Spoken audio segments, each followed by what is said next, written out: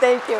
When I saw the program theme, at first I thought, well, maybe I should tell the story about my 19-year-old son, who a year ago today was hit by a drunken driver while riding his bicycle back to his dormitory room, which broke all the bones in his face. But I thought it would be much more helpful to talk about the amazing, unappreciated employees and teammates that you all have in your organizations. The people I call your brave-hearted rebels at work. These are people who care more, they're passionate, they look at possibilities, they see problems before most people do, and they are often ignored, shunned, or labeled troublemakers. So let me just give you some definitions, because some people get very uncomfortable with this word rebel. There are troublemakers and there are rebels. And troublemakers are the people, I'm sure you've met them at work, they're sort of whine, and it's all about problems, and it's all about them, and nothing is ever good. And what I'm talking about are rebels, are people who are really focused. It's not about them. It's about making the organization better. It's about helping patients. They are people who give energy. They're people who don't just obsess on problems, but they create opportunities and solutions. So before I get into some suggestions about rebels, I want to share a personal story that I've never told before, but it's about a rebel at work in my family who's in healthcare and what happened to her. So 6 years ago, my mother called me into her bedroom. She was propped up in bed. She had a big duvet. It was very warm. And my mother was dying, and she knew that she only had probably maybe a week left to live.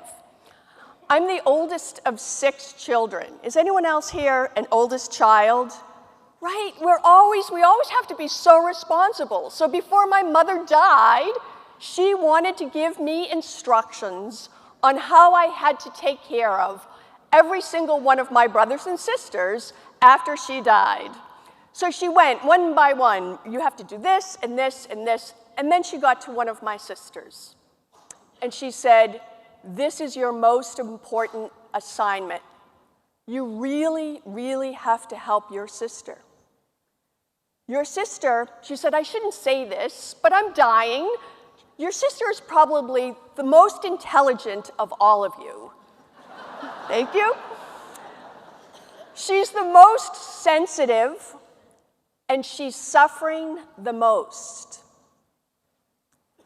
While my mother is giving me these instructions, my sister is a nurse practitioner. She's in the kitchen. In addition to, with the family helping my mother die at home, my sister is studying for her doctorate degree in nursing. She's on the phone to work, caring about some of her patients, and she's answering emails from lawyers because she's just been named in a major malpractice suit at work. So for years, my sister told us about a problem at work, and for a while we thought, oh, she's just a complainer. But what I realized is my sister was a rebel at work, and she knew there was an issue with the medical director. And she never told us his name, she never told us specifics, but when I would call her every week on the phone, I'd say, so how was work this week? She would say, I'm very worried. And if this problem doesn't get fixed, someone is going to die. And as she went through the years, she tried to get help, and people would say things like, she doesn't know how things work around here. She's just a nurse practitioner. Who does she think she is to be questioning this famous medical director with degrees from the best medical school maybe in the world? So sure enough, what did happen is that someone did die at the facility. And my sister, with this medical director who, after hearing my sister, when we would have our conversations every week, I started calling him Dr. Dangerous. So my sister and Dr. Dangerous were named in this lawsuit. My sister was devastated. She was trying to do good. She was trying to get attention, and it failed. So the question is, if you're like my sister or any brave-hearted rebel at work trying to improve things, what do you do? I'd like to offer you a few suggestions this morning. There are many more. I have a blog, and there's a book with many suggestions. But let me give you a few. The first thing is never, ever go it alone. It's so important together at work with other people, with other idea people, with change agents, mavericks, rebels, whatever you want to call them, to do it together. Together, our ideas get stronger. We learn from other people. We get ideas, and we get energy and support from one another. There are no heroes in creating change, but there are wonderful rebel wild packs that we need to be part of. The other great thing about not doing it alone, there's some research that came out in the United States, and that is when 10% of a population, that can be a number of employees, it could be a community, it could be a country. But when 10% of the people get behind an idea, the idea will happen. So if you have 300 people in your organization, you need 30 people. 30 people. If one person suggests it, unlikely to happen. 30, you're much likely to affect change. The second thing with rebels is anytime we're introducing new ideas, there is always conflict. There is always conflict and disagreement. And this is the most important skill for us to learn. And with the conflict, it is not about fighting. It is not my idea against your idea. The most wonderful thing rebels can do is turn to wonder and curiosity. Why does this person, why do they not like this idea? What are they afraid of? And invite conversation and questions.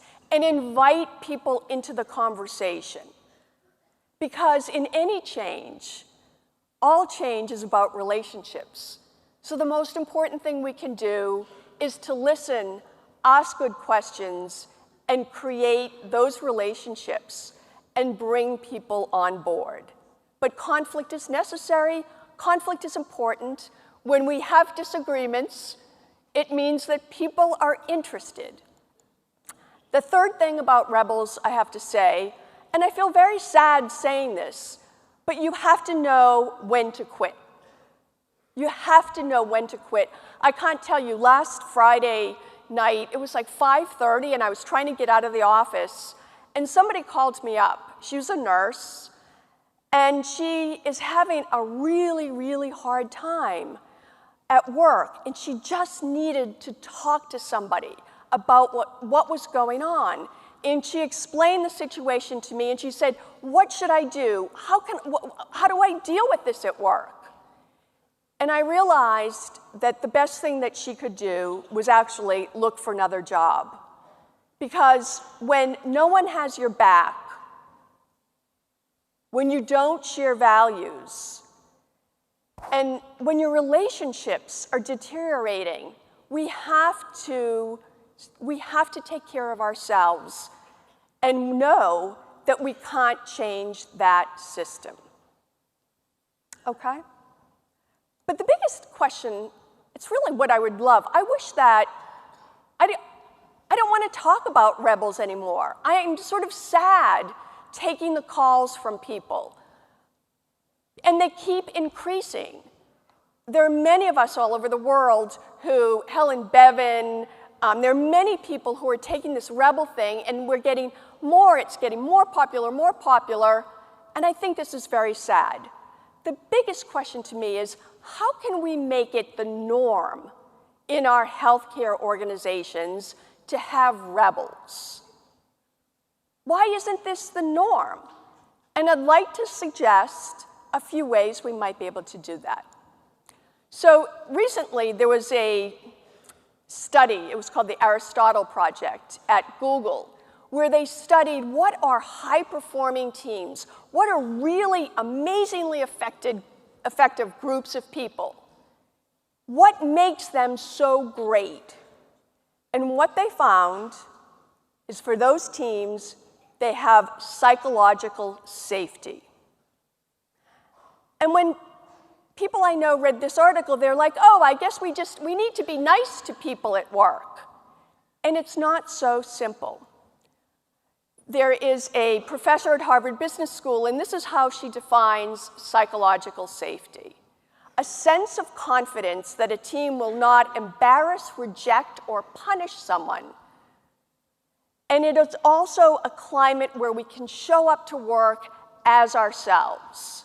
It's not like we have one persona at home and one at work. And it's very interesting when you ask a team on a scale of 1 to 10, how safe is your organization? I might invite you to do that when you go back to work. Most of them are not very safe. So how do you make it safe? We heard some great things in some of the talks yesterday. In Scotland, they have team huddles. At the Mayo Clinic, they use they test for emotional and social IQ among physicians they're looking to hire because they know that will lead to psychological safety. I'd like to suggest two things this morning. One is appreciation, and the second is valuing our different character strengths. So this is unbelievable. People are less likely to express gratitude at work than any other place in their lives. So we go and we might get a coffee and we on our way to work and we thank the barista and it's like, oh, have a good day, have a good day. And then we get to work and we walk into work like this. When we express gratitude, the research shows it's amazing. People are more trusting, their self-confidence increases, and they're more likely to help one another. Gratitude, it's so simple, and we don't do it enough. The second thing I'd like to suggest is that we really appreciate our different character traits and strengths.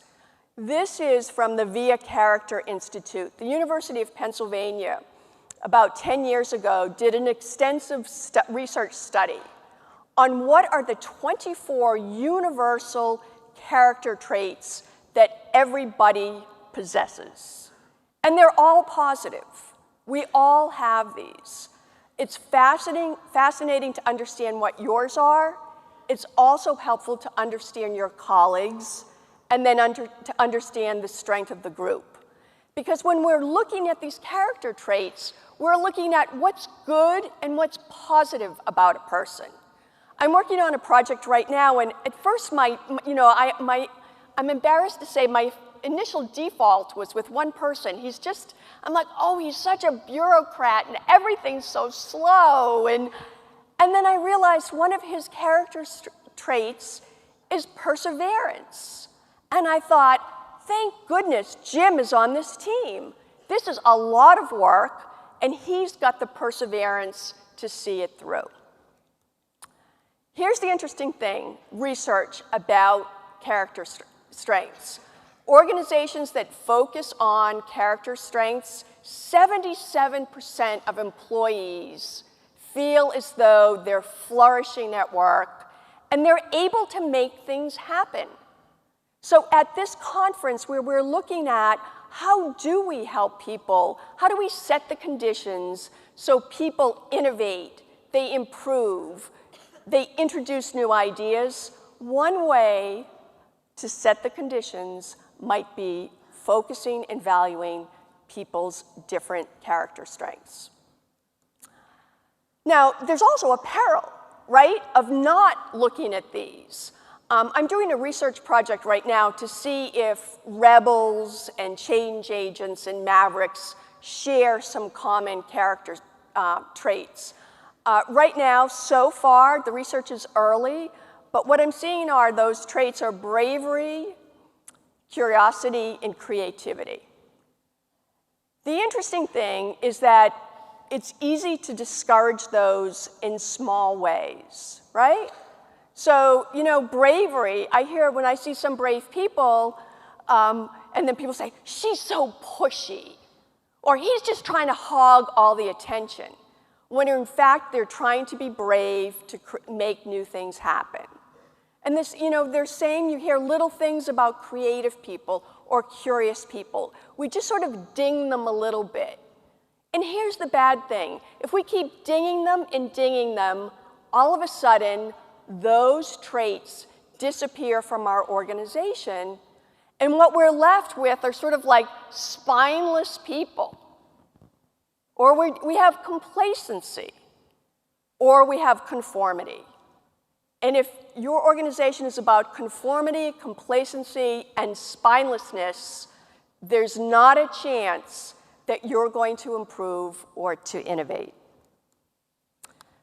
Now, the upside is very exciting, that when we come to work and we are our true selves and people recognize us for who we are, and we're able to live our creativity or our perseverance or our spirituality, these traits are contagious. It's like the most positive kind of virus. So if we show up as ourselves and we appreciate other people for themselves, what we need flourishes.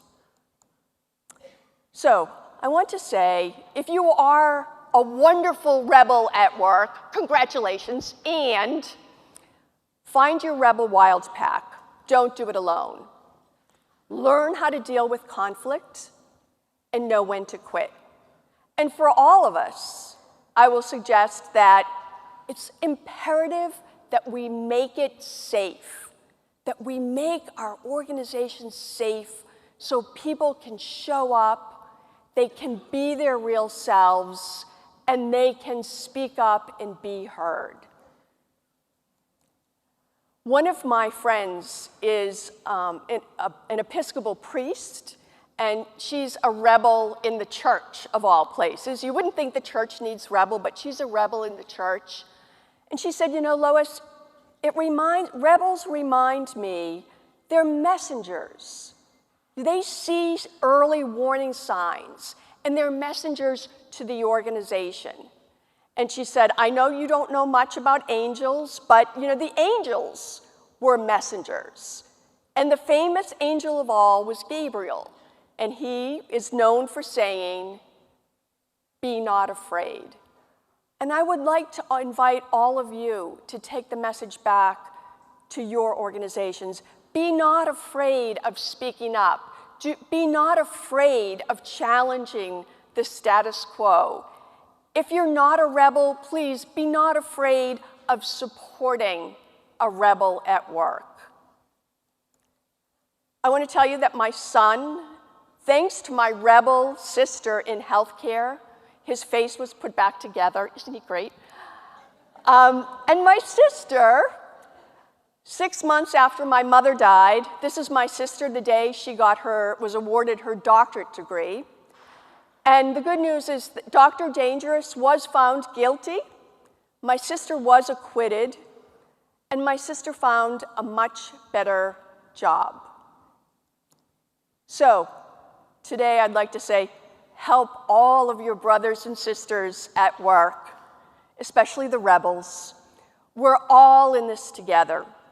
And it's only together that we can create the conditions for people to innovate, adapt to change, and find really fulfilling work in healthcare. Thank you so very much.